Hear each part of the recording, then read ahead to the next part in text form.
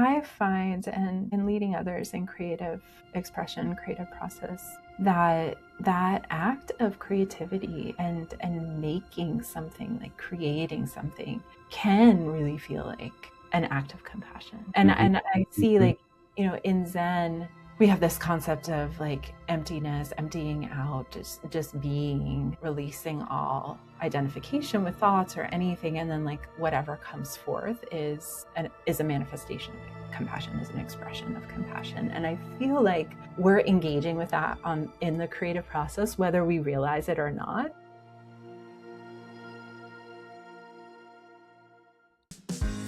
Welcome to the Embracing Mystery podcast. Join us as we explore together ways that we can embrace creative and spiritual mystery in our lives and simultaneously find ourselves embraced in the mystery of compassionate, creative interconnection, held by what may be called the divine or source or consciousness or even mystery itself. In the process, we seek to become more fully ourselves, find our home and places of belonging, and grow as creative, spiritual, and relational beings.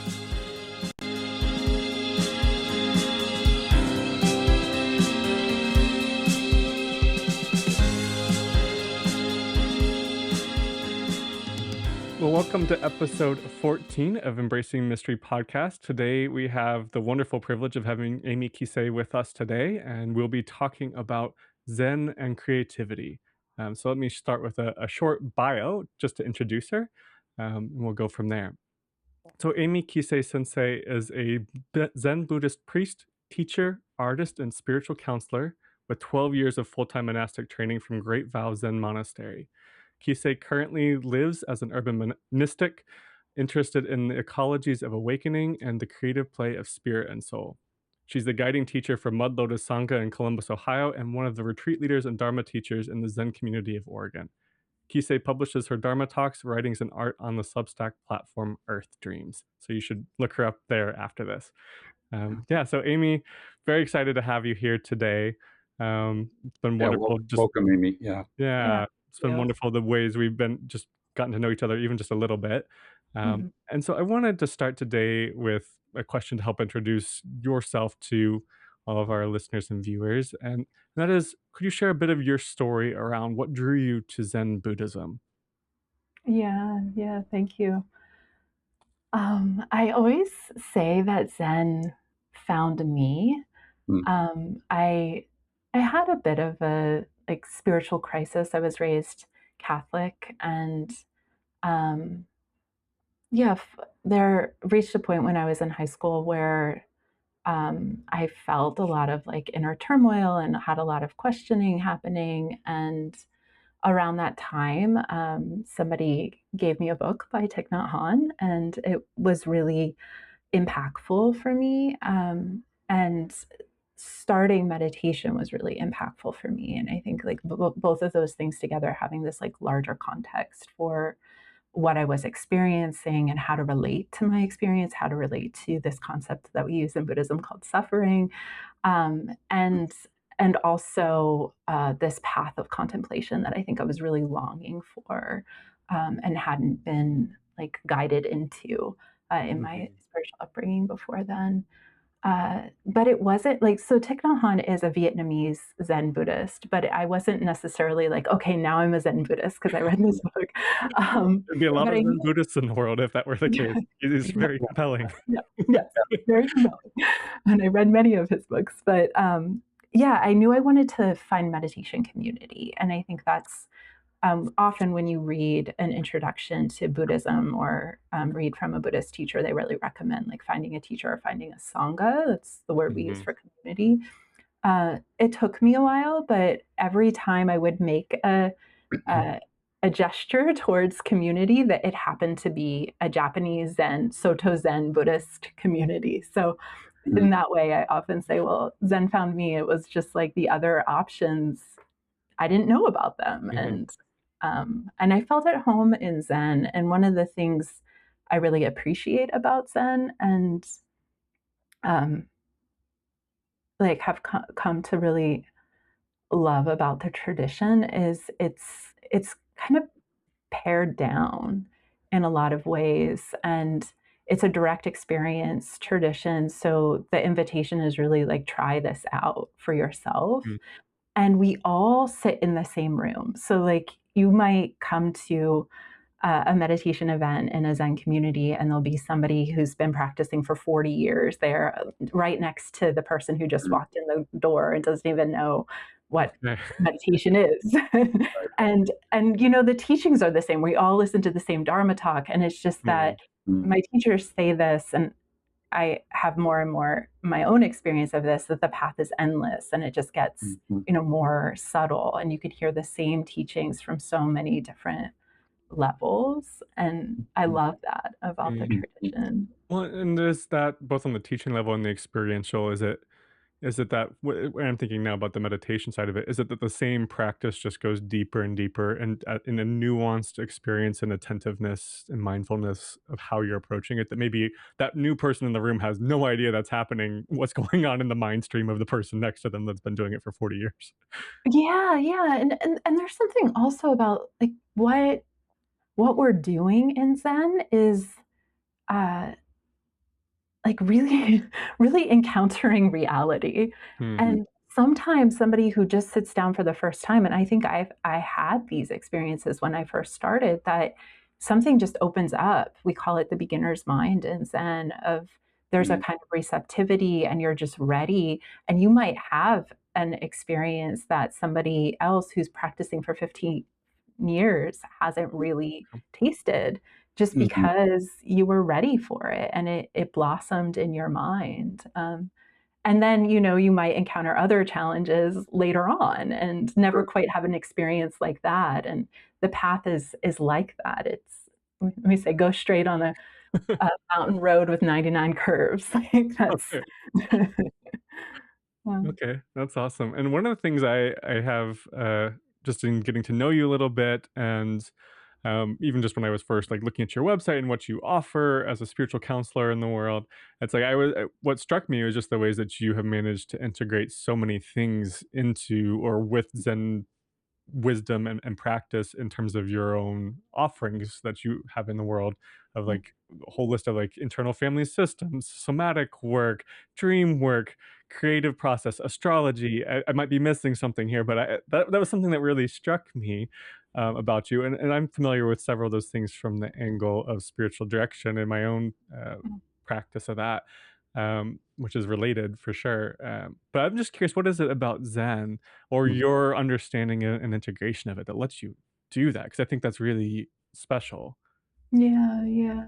I think it's both Zen and Buddhism. Like, we could look at that historically. Like, Buddhism, so we say, like, it traveled from India to China to Japan, uh, to, Southeastern Asia, and every culture it encountered, it just adapted to the culture. So we have all these really different expressions of Buddhism. You go to Korea and you practice Zen Buddhism, it looks really different than if you go to Japan now, if you go to America or Europe.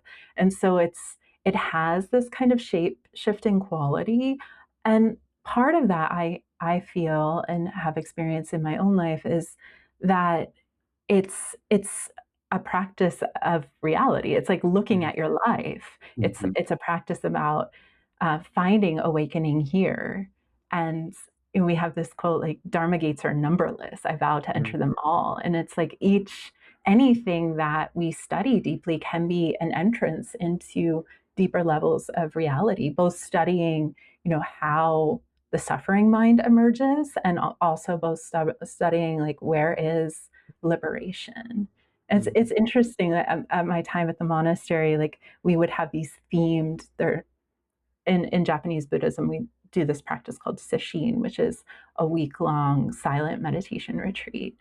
And we started to have themed ones to, like, bring some more diversity. Mhm. And it was like, almost like anything you choose can be a Dharma gate. So we would have one where we're just listening to music, Huh. and that's the whole week. You're listening to different kinds of music or different kinds of sounds, and letting, like, listening be a Dharma gate. Or we do one now that's all outdoors, and the natural world is the Dharma gate. We did one once with a mirror, like, we were all looking at a reflection in the mirror as the meditation object, and, like, that can be a Huh. Dharma gate. Okay. So similarly, um, so there's that side of it. Like things can integrate because anything can be a dharma gate, can be a teacher, can lead us deeper into understanding ourselves and our connection to the universe. But also there's this concept of skillful means, and I think of that with the healing Mm, work that I'm integrating with Zen is there are ways that we get stuck, or there are like psychological tools because this modernity is different than medieval Japan.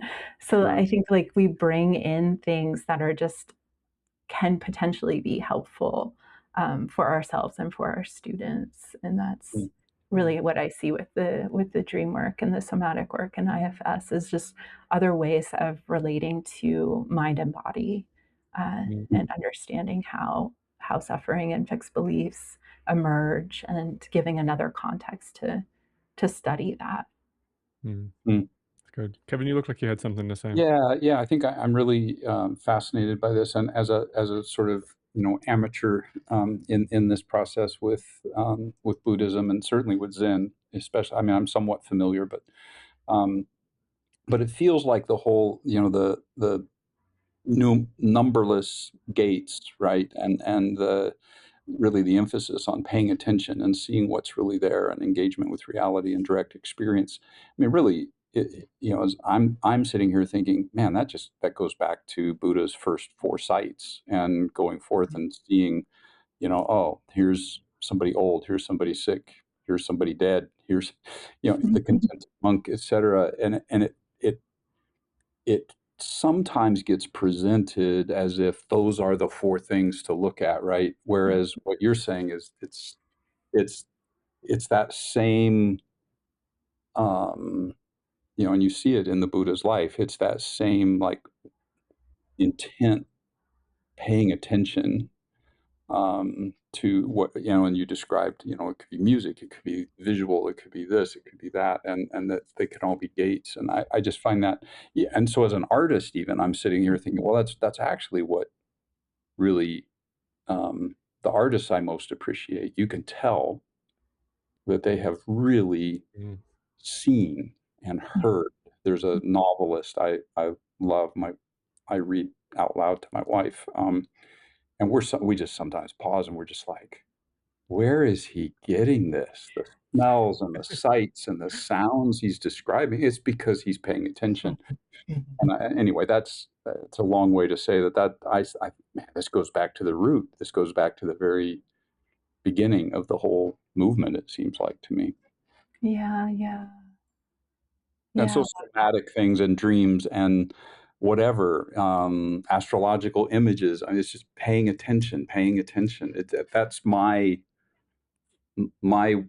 Kevin interpretation of what I'm hearing. Yeah. yeah, yeah, totally, totally. I mean, we have this kind of teaching tool called koans, which is Hmm. usually an interaction between a teacher and a student, or a story, or sometimes it's just a line. But Hmm. there's this interaction where a student is like, well, tell me what Zen is all about. Tell me. And the teacher writes attention, like Chinese characters for attention. And then he's like, Okay. no, like, what else? Like, what else? Tell me. And he writes attention. And then he's third time, like, but I get it. Okay, yeah, attention. But what else? And he writes Mhm. attention. And it's just Yeah, that, it's beautiful. yeah, it's that coming back. I mean, wow, we could just spend our whole lifetime like Right. really investigating what is attention and what does it really mean to pay attention, and how, if you really attend to something, you notice impermanence, you notice how it's constantly changing, and Mhm. you see it from these different angles, and sense of self and object dissolve at times, and you taste the oneness or the interconnection, or a profound love for the thing can arise, Mm, mm, really attending to it. And we yeah. sometimes do meditations with that, where it's just like go out and see what you're drawn to, and then spend a whole meditation period just looking at that thing, and look at it from different ways, like look at it with your heart, look at it with your eyes, listen to it, Mm, feel it, feel like how is that object maybe seeing you. And mhm, oftentimes people mhm. back from an experience like that with so many different kinds of insights, but also like a sense of deep love. Like Mm, I fell Yeah. in love with the That's flower. And that's, I think, rock with what it. attention can do. mm. It's it's an act of love. So it But sounds like if I'm hearing it, it sounds like teachings on like compassion or emptiness, etc., are coming or arising out of that just bare moment attention to the thing or person or whatever that is in front of you. Is that kind of more like almost an inductive process of getting to, oh, this is what mm, reality actually is like? Mhm, Is that mhm. right? Am I hearing that right? Yeah, yeah, yeah. I think and in that, I would say, like, we also get to see what blocks us from seeing Mhm, reality yeah, as it is. right. Like, I can look at I'm, like, looking around, and I have this mala on my desk, and, different feelings might come up if I, like, spend time with it, like, maybe memories that are hard, or Mm, judgments about myself, or just, like, restlessness. When we, like, try to pay attention, we notice how the mind yeah. doesn't want to, or there are parts of us that don't want to. And that's all, that is all the Yep. practice mm, is just this studying the self and studying Yeah. all aspects of the self, from the, like, deep, intimate, interconnected, spontaneous compassion emerging self, to the suffering making mind when that arises. mm, It's funny you mentioned looking up and just randomly seeing what was in front of you. When we were a few minutes ago, before you mentioned that, talking about this attention, attention, attention, and Stephen, you were making the observation. It seems like that's like what it's all about, right? And I just happened to glance up over the top of my laptop, and I see my little Apple charging thing plugged into the thing, and I just was like, I wonder what that would say to me, or what, like I wanted to, like, okay, can we stop the podcast here? I just want to do that for a few minutes and just see. Um, and then you started mentioning like emotions and other things, and I'm like, yeah, there's memories of some traumatic stuff associated with that, because this laptop is what I had when I was working for my prior organization, and my departure was traumatic. And I'm like, oh, that little thing is trying to help me process stuff. Like, Mhm, mhm, anyway, I, mhm, I'll mhm. stop there. But that interesting. I just looked up and whoa. And then you said, I looked up and saw this. So anyway, that- I was already thinking like this feels like a very Kevin spirituality actually to me. I think you would really enjoy it from the sounds of it. And I'm more familiar with Tibetan Buddhism than Zen, and so for me, just hearing you explaining some of this, like the contrast is evident. I'm not any expert in Tibetan either, but it does seem like there's more formula. There's layers of teachings, and there's different a little bit more structure to some of the different meditation invitations, and et cetera. And maybe I'm wrong, but like this seems like it's so beautifully open to whatever avenue of experiencing life, which then makes sense why you can integrate it with Mhm, so many things. mhm. I really like that about it. I wanted to get to now one of the things that I knew we wanted to talk about is you are also an artist, and you've mentioned even learning about integrating Zen in the creative process in your own training at Mhm. the at the Sangha. So yeah, I'd just be curious if you want to talk a little bit more about how Zen shapes your approach to the creative process for you. Yeah, yeah, I mean, it really dovetails off of what we've just been talking about. And yeah, I was telling you and Kevin about when I was first went to a monastery, and this really, like, opened up um, my visual art practice. Is we had a time every day where we were engaging in art, and we were given, like, a line from a Zen teaching, a Zen Hmm. I can't remember what the line is that we were given at that time, but we were given a kind of koan that we were working with, and then we were kind of, like, told to just to paint it, or to paint our understanding of it. And given, like, a few instructions on how to use the watercolor brushes Mhm, and different things you can do with watercolor, because I was pretty new to watercolor at that time. Um, but I loved that as a practice, and it felt like a real invitation into exactly what we're talking about, of really approaching the question with this quality of attention, and listening. And it had something to do with listening. And I was like going around painting things, but I was trying to listen to Mm. the, I was in this really beautiful monastery at the time that was situated in the forest. So there was a lot of nature that I was engaging with. So I was practicing listening and painting. Um, so that's definitely one quality that still feels alive in my practice, is just uh, to empty out and to be receptive and let the creative process emerge from there. And then throughout my practice, but throughout my Zen practice, my creativity has changed, has evolved. My creative practice has evolved, and now it feels much more like a practice of spontaneity, which still has that quality of emptying out. But instead of engaging with a subject that I'm trying to capture, I'm more engaging with the moment and like the energy of the moment.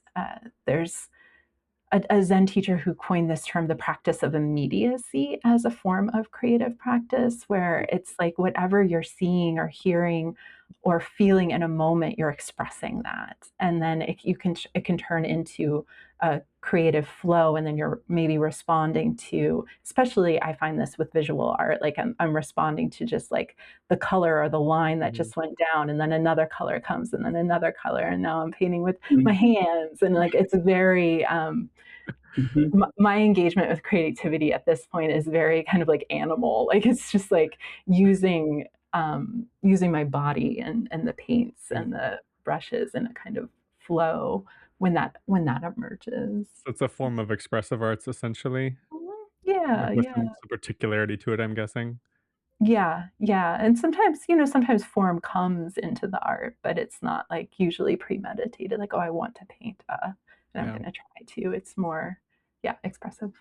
Would a like a poetic equivalent of that maybe be like when stream of consciousness, you Mhm. just the word and then whatever the next word leaps from and all that kind of stuff, and then later trying to kind of sometimes at least I think as a spiritual practice, the what I was going to say is the later kind of trying to assemble things into some kind of a line or whatever as a poet or a songwriter. But for a meditative practice, I don't even know if you'd have to do that. I think just the engagement with the random words that have come up and seeing what's coming. Anyway, I'm taking us off of that's No, my no, I like both. word.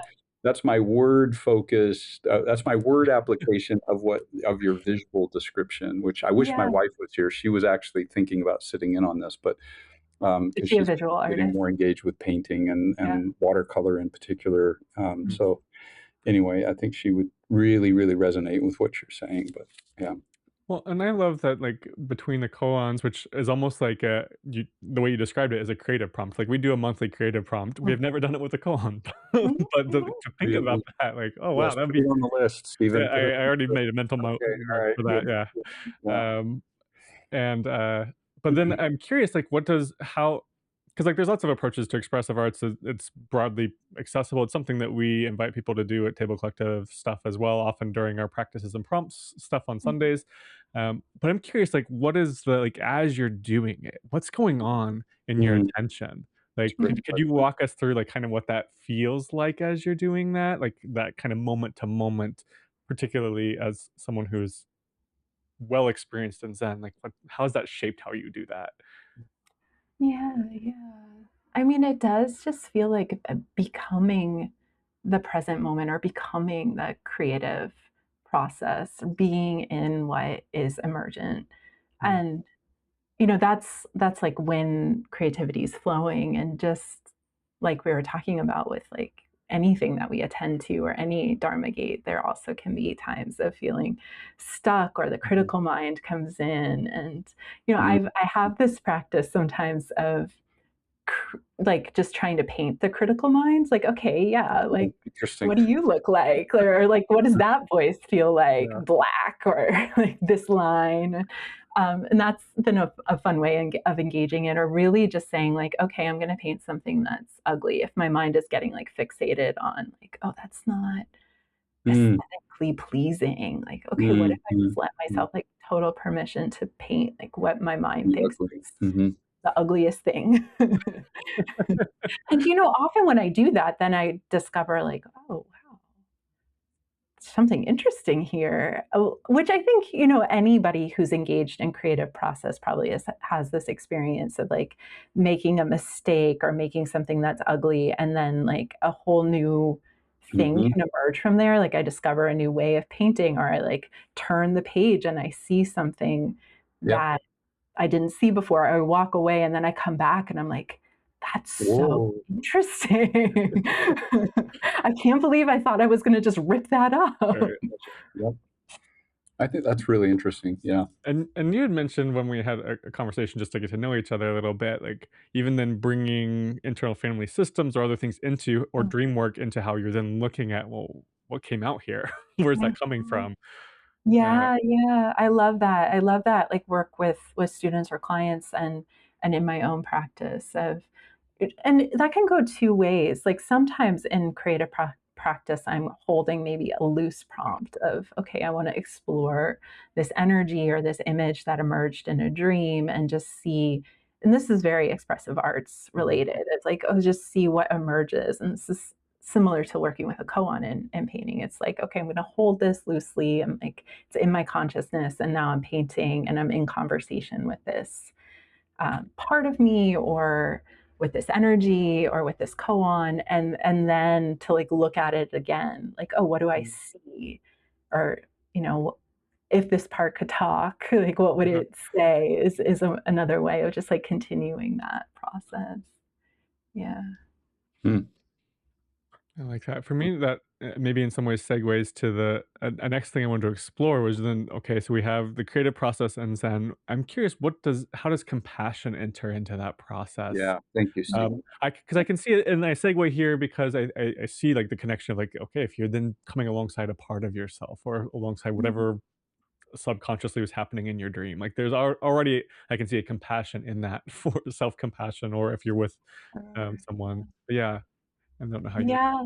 Yeah, yeah, yeah, I could speak to that on a lot of different levels, but I wanna, like, pick up what you were just saying of, a lot of times when we externalize a part, even if it's a difficult part of us or a difficult emotion, that space can give space for compassion, especially we would do this exercise sometimes at the monastery of like, oh, paint your inner critic or draw your Mm. inner critic. And, even Never done like, that. That sounds so potentially liberating, if nothing else, letting you get to know and have compassion for that part of you. exactly, that's what happens. Yeah. This part of you that you're like at war with, or you really want to shut up, or you really want to go away, suddenly it's like, oh, like, you feel for it, you feel Mhm. bad for it, or you have It's compassion for it, just you not recognize a that it's happy way to hurt. live, right? So, Yeah, yeah, like, oftentimes it opens up, like, this tenderness of, mhm.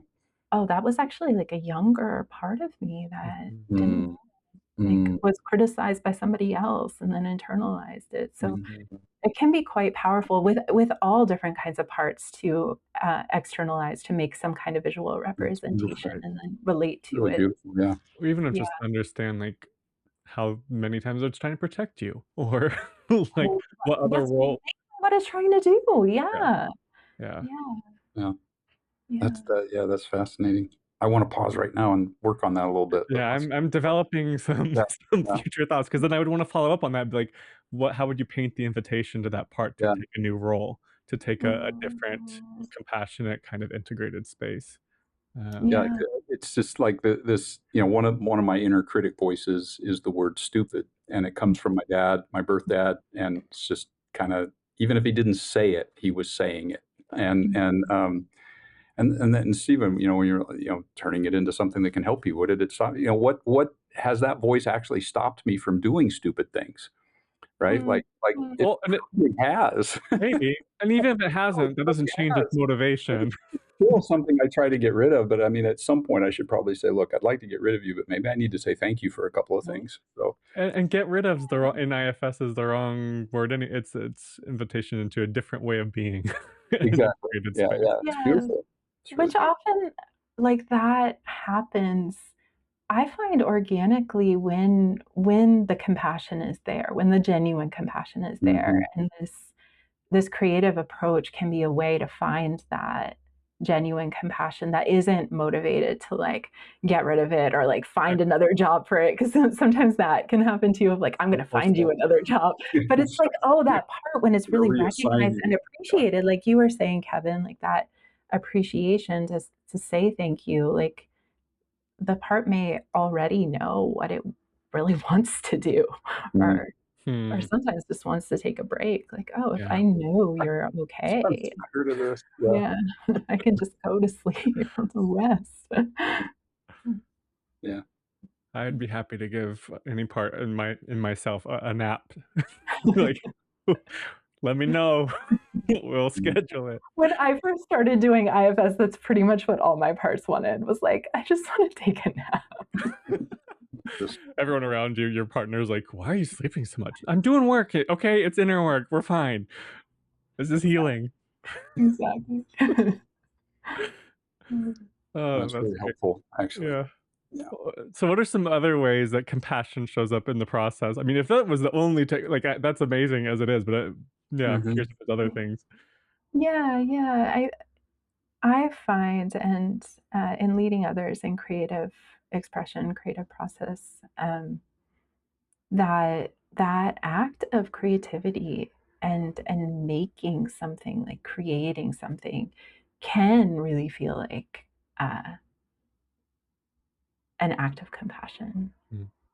And I see, like, in Zen, we have this concept of like emptiness, emptying out, just being, releasing all identification with thoughts or anything, and then like whatever comes forth is a manifestation of compassion, is an expression of compassion. And I feel like we're engaging with that in the creative process, whether we realize it or not. But as we become more aware of it, like of that just emptying out and responding, emptying out and responding, that that you feel. And I have come to love that compassion doesn't necessarily have to feel one way. And I get this from, like, it was first kind of introduced to me through the image of the archetype of compassion in Zen, is this being with sometimes 10,000 arms, sometimes 100,000 arms, and each one has a different tool in it or an eye. And that like compassion can express in 10,000 different ways. So sometimes compassion is, creativity. It's what's emerging. Sometimes it's the seeing of what you made or the hearing of what you made. And it can evoke all sorts of different feelings, but it can evoke a sense of like love or a real connection to self, to others, um, and compassion can manifest as listening. It can manifest as just being receptive, which are all aspects of the creative process, whether we're in the early stages of staring at the blank page, or like, just saying like, I'm going to write a song now and there's nothing there yet. That's the emptiness side, and the being receptive to something coming in, or trying different things out. And then compassion can also be like, each part of the process, because we're in this dance with the mystery. We're in this dance with the divine. And sometimes we really feel it, and other times maybe we have just like a sense of it. But I think those are all ways that compassion presents itself in the creative process. It's almost like the most intimate we can be with God. So it's like seeing compassion as like I'm just trying to summarize or get my head around compassion as something, because it often is that feeling. But yeah, it sounds like you're saying it's like it's in and through the whole creative process and all the different ways of engaging with it. Not just like your feeling of love for something, but it's actually maybe an expression of compassion itself. And even bringing it back to your last statement of experience of God, or whether it's compassion with a capital C, however someone understands that reality. It almost feels like there's to use a big word here, that compassion actually has an ontological as well as an experiential dimension. In other words, we can experience compassion, but it just it also just is in the way that you're describing it here, which I think is maybe helpful to some of our listeners who maybe just have heard little bumper sticker versions of Buddhism, that it's all about emptiness and nothingness, and with totally misunderstanding how that. Misunderstanding emptiness also. Yeah, that's Which what I is mean. Totally yeah, misunderstanding what all that yeah. means, and how what it actually meant and does mean in various Buddhist traditions, which do differ, as you know better than. But but um but I find that really really helpful. That it isn't just the feeling. There's something, although that's important, and our world would be a much better place if people just felt compassion more. But Yeah. that's great, and even if it was slightly misdirected, I'd vote for that. But it'd be better than some other stuff. But yeah, Mm. I found that really Yeah. interesting. And I think too, a lot of um, like novels, short stories, story songs, folk traditions that really and even ancient texts that center stories of, whether it's a story of the Buddha or stories out of the Gita or the Mahabharata or Old Testament stories, or whatever it is. Those actually enable and kind of come out of compassion, right? We actually can experience the life of another character, and that can Mhm. actually. So I just find that really, yeah, the intersection there of the meditation, if you will, and the creativity and the art is just really fascinating to me. Yeah. Yeah. Yeah. In some ways, it allows me to see like like everything is compassion or can be like that's a lens we can try on. Hmm. Um, and have like I think from direct experience, sometimes like we have that experience maybe in creativity and then like, oh wait, but this is all like Mm. everything we're doing is creative. Like this is a creative process. Like these Yep. Right. words that are just like we don't know what we're gonna say, and it's just coming out of being in You don't relationship. know how your sentence is going to end before you start talking. Isn't it? Really And we're scary doing it, and sometimes. that's That's the only that's one. the It feels so much better. spontaneity. I would Yeah, say. yeah, We're it is. constantly It's beautiful. experiencing it. We're constantly in relationship with Hmm. Mm. other beings, the Yeah. earth. Yeah. Hmm. Which then brings us to my last official question is around interconnection or in framing of emptiness, but like I think you're even talking about in the creative process, this compassion connecting with everything else. So I'm curious if you have more thoughts to expound on that kind of way of seeing your creative work connected. Yeah, yeah. Yeah, wow, I mean, that's such a deep Just tell question. me I how don't you see how everything is is connected. I mean, and some of that obviously presupposes then how Zen see it, but also you integrate all sorts of other ways of seeing together with that. So it's also a personal question. That's not just the tradition. Uh, know. Mhm. Yeah, yeah. I mean, one of the core teachings of Buddhism and Zen is that we are interconnected. And I liked the way you said that, like, sometimes a misconception of what emptiness is, Hmm. because we think of that, I mean, that word can evoke a sense of, like, void, it's a Hmm. although there's nihilism for many yeah, people. In the yeah, yeah, yeah, but it's pointing to, like, empty of an inherent self.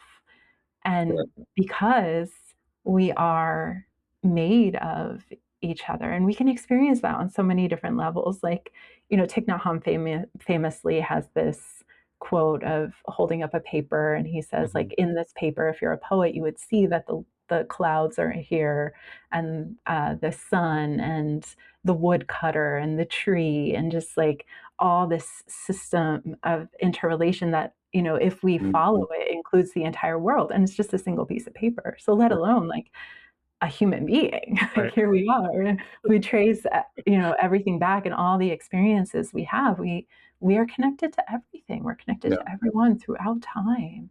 But then like we can also experience that directly of just our senses, like everything that you're seeing, hearing, smelling, tasting, touching right now is your life. There is no inside or outside, really. Mm. And so, like, Mhm. right now, we're each other. Like, we're in each other's Right. minds, we're in each other's hearts, we're Yeah. in each other's field, and we're inseparable. And that's what I was saying when, like, we're always in relationship, and that's creativity. It's in relationship. So whether you're, sitting in your room, like, composing something or painting and you're alone, like, you're in relationship. Mhm. You're in relationship to, like, Exactly. all your past experience and, like, Mm. maybe perceived audience that you're gonna share the work with, but also just the colors, the textures, the Yeah. sounds, like, whatever you're experiencing, you're in relationship with, you're responding to on some level. And then when you share your work, if you share your work, you're in that field of relationship. And now other people are in what you were, connected to, and yeah, it's Yeah. yeah, They're not separate. yeah, Yeah. I think, yeah, that proper framing of emptiness to me is mm, very inviting. helpful. Yeah, As it's a fullness. It's empty of I was. inherent separate existence from your own side, with like as if you didn't need everything else interdependently co-arising in every moment. But it doesn't mean nothing exists. Conventionally, they exist, just not how you think. Mhm. And so I love putting creativity into that picture of Mhm. almost just like the play of the universe. Like you're participating in the flow of everything that's not actually separate from each other. Yeah. Yeah. Yeah. Yeah. Linger with that for a while, the play of the universe right Mhm. here. Yeah. Yeah. But for those who are theistically inclined, it's like it's um the play of spirit in and through us and as us, or however you might see that, depending on how they understand all of it. Mhm. Yeah. Like it feels like, and even from this conversation, I think one of the things I appreciate about Buddhism in general, but it's particularly your expression of Zen here, is the ways that it can add wisdom and depth of and maturity of like just being human well, that can interface with so many other things. So like I come from a Christian background and still am some kind of theist of some sort. And I find Buddhism integrates very well for me too, like in so many wonderful ways. It's a fun adventure. I'm sure, like depending on the framework, there's things that I take or leave. It's particularly in Tibetan, it gets into all sorts of particular cosmological views that I that's fine, but it's it's just inviting to me, and I think you've articulated this interface with creativity in a way that I hope is really meaningful for others too. Is like, wow, the different ways, both practically that we've talked about, you can dive into it, and then also how that's a part of something so much wider. Um, Mhm. Yeah. Yeah. Yeah. Amy, if you were to think about, our thousands and thousands of listeners, um, I mean, if we're all connected, we have billions of listeners who've been listening since the foundation of whatever is real, right? So, for all of those billions of listeners, if there's somebody out there like who is maybe hearing all this for the first time and they're like, I don't even know where to start. Mm. Could you like very like, hey, here's when you stop listening to the podcast and you close your device that you're listening on and you take out your earbud, park your car, whatever it is, and you sit down, then what would like one thing somebody could do? And they've never tried meditation, they've never tried anything, so they're not going to sit there for a week of silent retreat. It'll be That torture for them. they've got like 3 minutes. They've got like 3 minutes to do something, and it's going to feel like 30 minutes to them the first time. What Yes. do you have just something that off the top of your head that you would advise? Yeah, yeah. Open your senses. I loved how you kind of took us through that. Like, you close your device, you park the car, you're Mm, you're sitting in the parking lot or you're walking, and just notice mm, what are you aware of? What do you good, hear? What do you see? mm, Do you smell anything? mm, mm, Can you feel your feet? mm, Feel your breath? And just linger in that for a moment, that experience of Mm. feeling your life through your senses. That's great. Because that's the gate to interconnection. Mm. And it's the gate to being here too, like in our lives. To actually Yeah. inhabiting your own life. Yeah. Yeah, yeah, yeah. And I mean, that's what attention, we're I talking was about just going to say attention. that that's the We start of attention, right? Yeah, It's yeah, yeah. And we have a like attention deficit society, like because it's so easy to just occupy our attention with so many different things. But the art of attention is just yeah, feeling your life, like seeing, hearing, smelling. I mean, it seems so simple, and I think it's always been simple right, and it's always been hard. Mm. right, Like even from the time of the Buddha, when there wasn't so many distractions or things pulling right, at us, it's right. still hard to just be here. I think that's really, really helpful because, in our day and age right now, it's very mindfulness is one of those words that's just kind of in the atmosphere. And I think for some people, it's kind of intimidating. They're like, yeah, I know I need to be more mindful, but like realizing that it's as simple as what do I see? What do I smell? What am I touching?